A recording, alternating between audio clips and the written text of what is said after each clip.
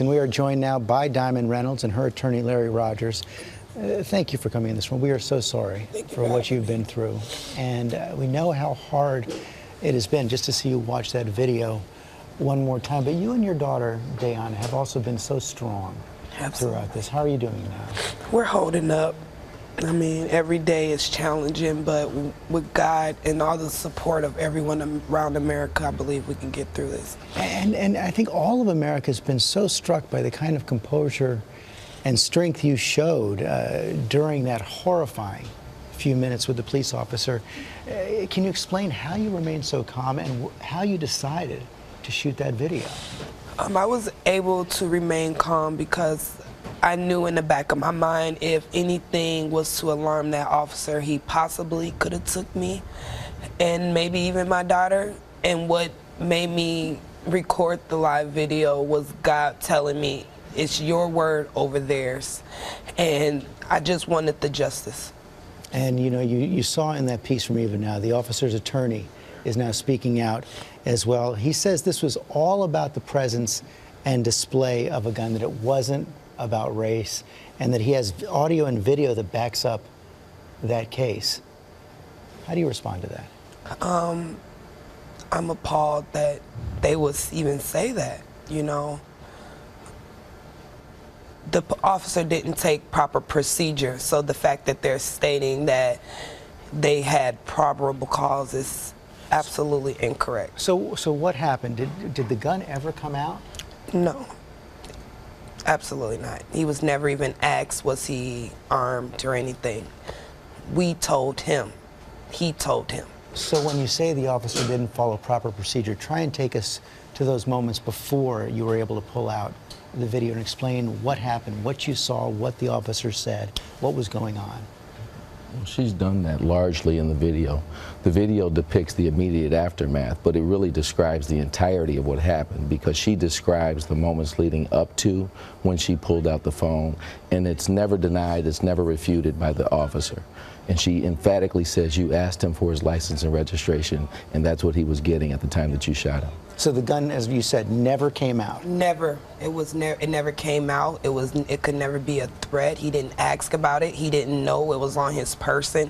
He came to the car. He said it was a traffic stop for a tail light, and that he asked for license and registration. That was it. So that was all. As you saw, the officer's attorney also says the broken tail light wasn't the only reason the car was stopped. Did he ever mention anything else? He never mentioned anything other than a tail light, in which we later discovered there was no broken tail light. And that's the concern we have here, is that they will begin to add facts to the circumstances, which is why her live stream video from Facebook is so important. It's contemporaneous with the events that occurred. She's emphatic about what's happening. She's complying with the officers as they were. The man is still seat belted at the time that he's shot. And while a gun is still trained inside the vehicle and she is there, she knows that after the events unfold, she won't be believed, she won't be trusted. And she, like many people across America, have to document things because people inherently trust the officers against the citizens. So people are forced to document. There would be questions in that moment. Absolutely. I knew that people would choose sides, and I knew that they wouldn't see me as being the person who would be telling the truth. And because of that, I chose to, in that moment, record the immediate aftermath, because I weren't able to record in the moment because I didn't want to put myself or my daughter in more danger.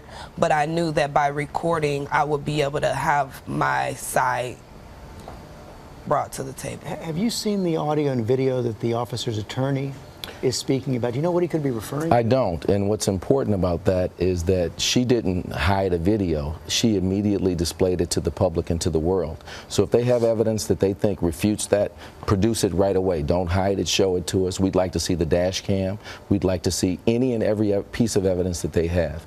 We have demonstrated and shown what we have, and the world has seen it. Governor Dayton called it as he saw it. This involved race. This involved issues that likely would not have occurred had they been white people driving through the area. The officer may be watching this morning. What would you say to him? I would just like to say that I'm very hurt that he would take my best friend away from myself and my daughter's role model away from her. It's just very unfortunate that things had to result like this, and I just want justice to be served. I've seen you look over at your daughter several times here over just the last few minutes. What do you say to her when you hug her at night? I just tell her to stay strong, and we're going to be okay, and we're going to get the justice that we deserve. And what does justice mean to you?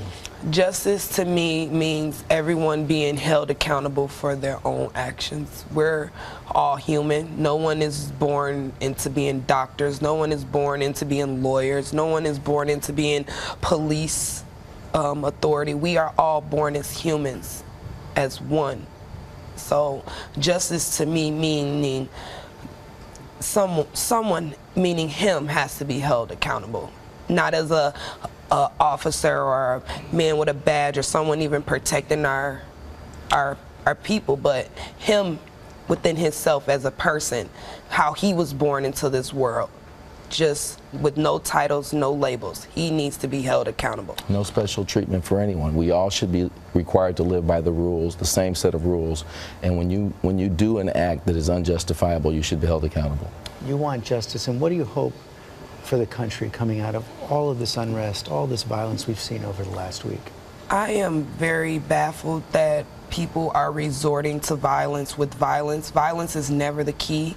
It's not acceptable. We have to be able to come together and lead by example. If we're not able to stand together and control our emotions, then how can we ever expect anyone else in the world to do so? And law enforcement has to stop closing ranks and stand up for what's right and what's just. We want an independent investigation by the Department of Justice. There is no faith in police policing police and investigating police. Absolutely. Thank you for joining us this morning. Thank you. Thank you for having us.